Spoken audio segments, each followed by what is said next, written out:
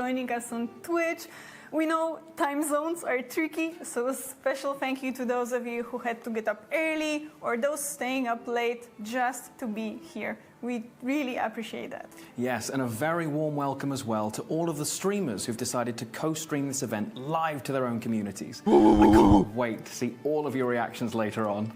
Definitely. I'm gonna fucking react, Many of you have been asking us about what's been going on behind our doors, and we have great news. The wait is finally over, and we are ready to unveil what we have been cooking up for the past 2 years. Yes, that's right. There are so many exciting announcements to come through the rest of this event, so I really hope you're comfortable. Now, Dominika, I think we should probably start at the very beginning. What is the Blood of Dawnwalker? The Blood of Dawnwalker is the first chapter of a brand new role-playing saga. It's a dark fantasy, narrative-driven, epic adventure set in medieval Europe with a supernatural twist. Our aim for this game is to create a truly unique experience for you guys, a game that we have been dreaming about. That sounds like my kind of game, I'm going to be honest. There are so many things to come tonight, and I know everyone here is really excited to share this all for the very first time. But for everyone at home, you're probably wondering, well, what does that mean for us? Well, you're going to hear more about the world, more about the lore, and for the very first time, you're going to see the full CGI trailer for the game as well. But it's not just any trailer, right? It's not just some random trailer. It is actually the game's opening, setting up the stage for the whole game. It shows this one moment in history when the world changes forever. Wow.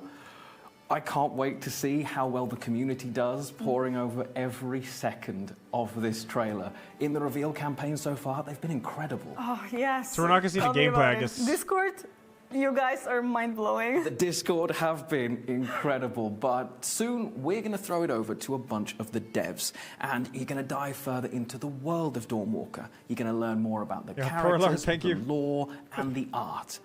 Then we're going to weave in a few songs as well that should really help set the mood for the game itself. I've been listening to them non-stop, and they are incredible, right? Lastly, make sure you stick around all the way through, because we also have a very brief but very real gameplay teaser as well. Okay, yes, nice. And it is an actual look at the state of the game as it is right now, straight from the engine. And in the meantime, we will be checking up on your comments, so make sure to drop all your thoughts or your impressions in the chat. My teammates, MJ and Mati, are already there with you, and we'll respond whenever we can.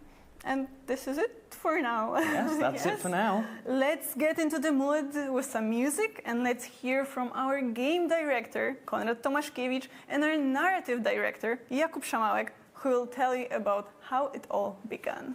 That's right, friends. The time has finally come. Sit back, relax, and get ready to experience the world created by Rebel Wolves.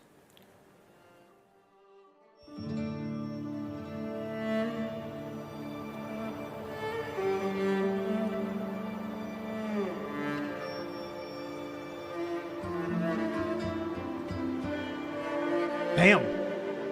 Is that their studio?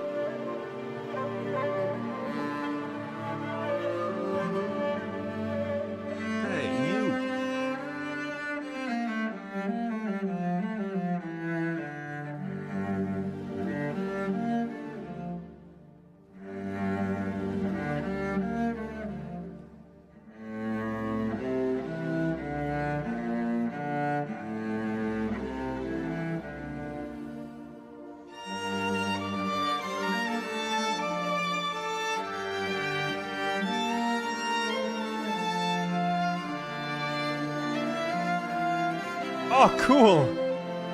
It's so tiny.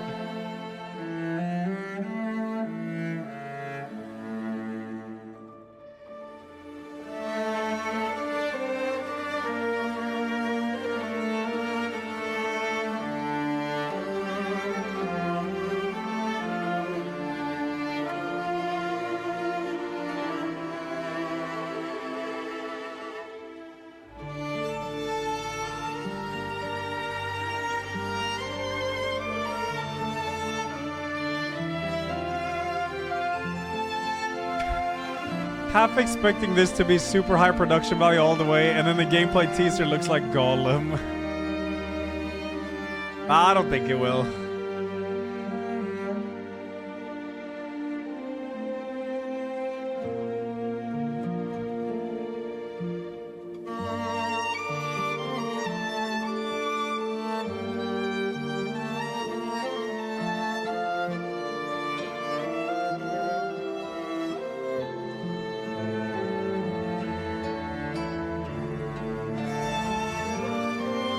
Composed and made some of the Witcher musics too? Nice. Beautiful.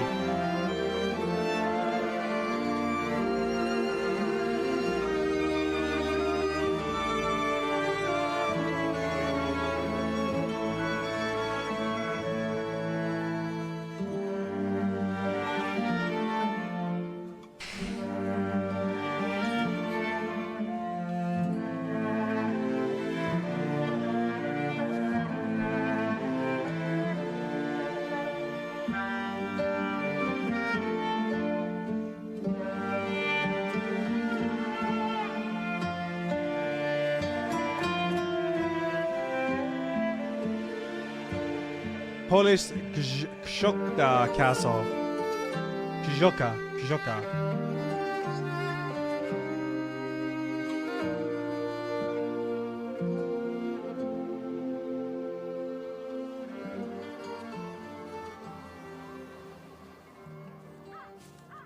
Why did you start a company? I decided to open the Rebels company because I felt that there is a huge space for innovation and for evolution in the open world RPGs. And to achieve that, you need to have independence and artistic freedom. And sometimes you need to make hard and risky decisions. And the best way to do that is to open your own company and to make your own choices. Do you remember the second Fallout from '98? Oh yeah, it's one of my favorite games ever, and I was so excited when you used that as a point of reference because for some time now I've been aching to return to the promise and the value of old school computer RPGs, and to combine it with modern graphics, with bleeding edge tech, with a dynamic. What engine do they use? Did they say merge that? these two come together and see what comes out. Exactly, and of course we will not do the post-apocalyptic. Unreal Engine 5? game. Oh, okay. But what was really interesting in the second Fallout is the freedom. You could do there whatever you want. You exit the vault, you have the clear goal in front of you. Yeah. You don't have main quest which telling you, okay, right now do that, next do that. You just shape your own main story, and you build your own experience. And this is like the total freedom in the games. Yeah, and as a writer, this is something that excites me about the games the most. The choices, the freedom, non-linearities, and I think this is something that's truly unique to video games. Like, you can't emulate that in any other medium. So I'm so glad that we are making a game that sets out to explore that space and Never see played what Fallout 2, else, no. what new is to be Only done there. 3 So in that's New great. Vegas. Also, if you will add to that the sense of urgency, the time, which actually is not really explored in the video games, and day and night loop, it would be really interesting because it will make the game different.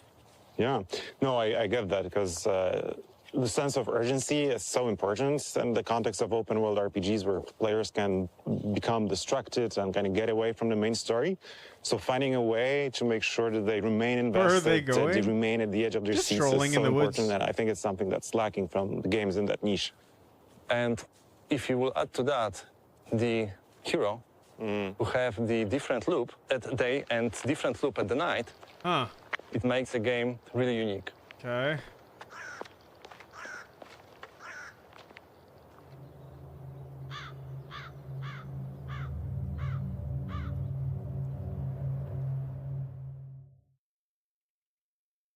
Oh? Oh, it's Bandai. Oh, okay. From the director of Witcher 3, Wild Hunt.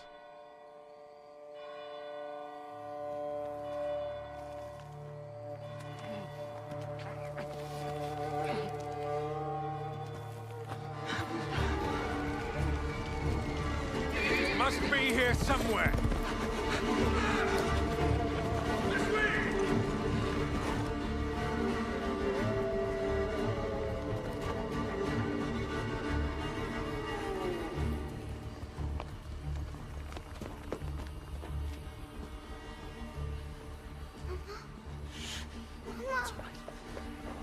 It's all right. Lunka! Don't hurt her! You gave us quite the chase, young. Please, sir. She's just a child! Roderick, remind me, did I make an exception for children? No, sire. No. That would have been foolish, would it not? They spread the plague just as well as adults. And there's only one way to stamp out this sickness. No!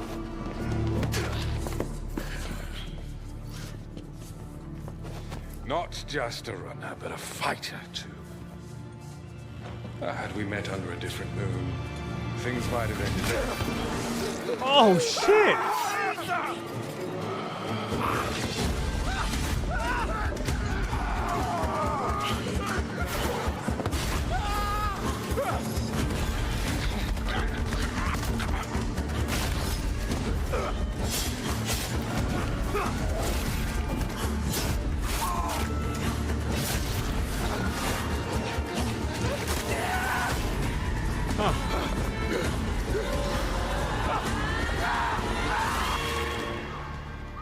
Nice, cool.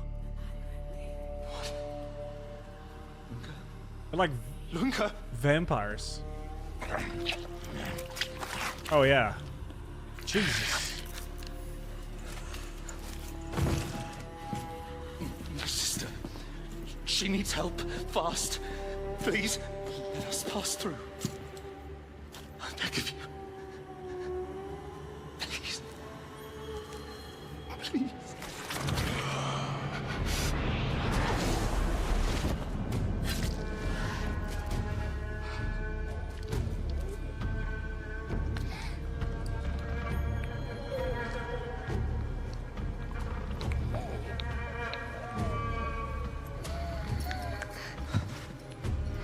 I don't know. How? I am life. I am death.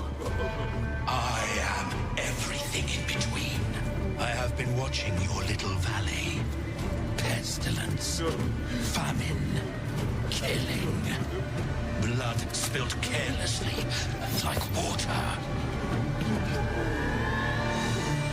Things will be different now.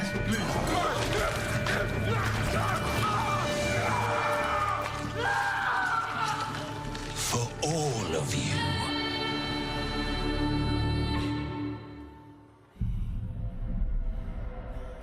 Cool trailer. Nice.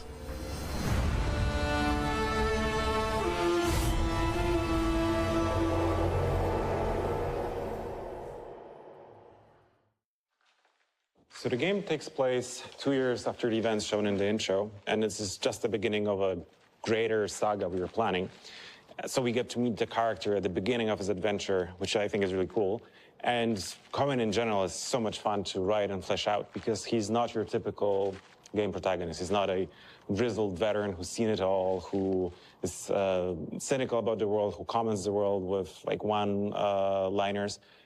He's a young guy who, at heart, is emotional. He can get vulnerable. He's honest about how he feels.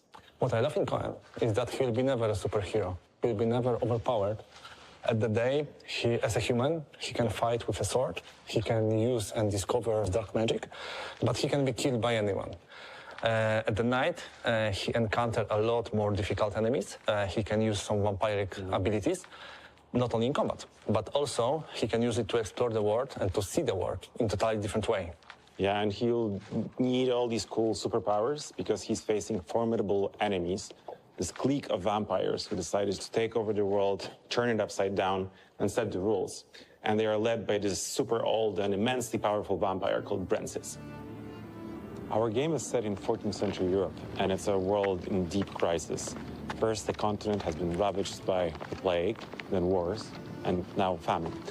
And all the while, vampires have been watching from the shadows, waiting for the perfect moment to strike. And finally, when humanity is at its lowest, they come out of the shadows, they overthrow the feudal lords, and they move into their castles.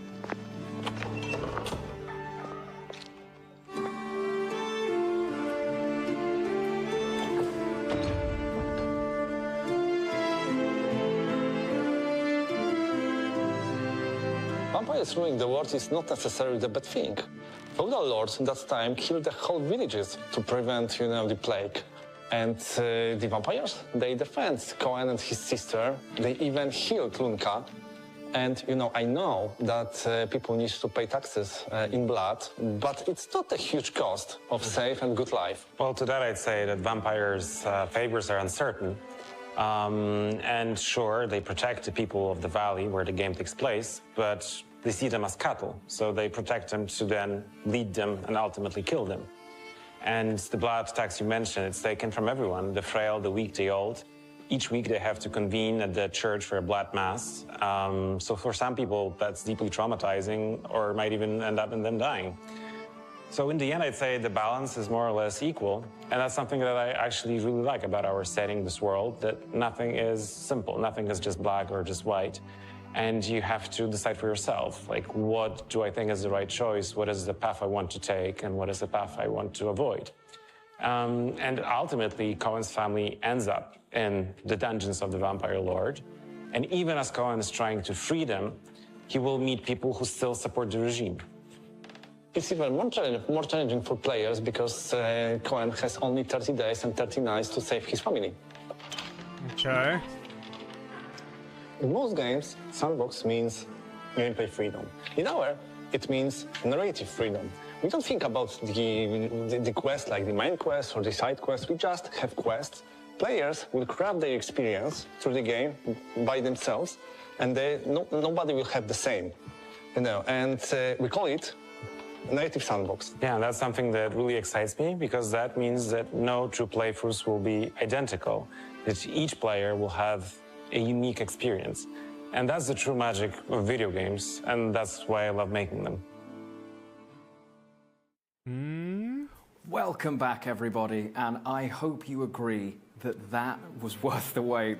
Now, the best news is that we are just getting started tonight. And first things first, Dominika, that trailer. I know, right? And for our Polish community out there, good news, we will be dropping the Polish version of the trailer with Polish dubbing on our social media channels right after the stream, so keep an eye on them.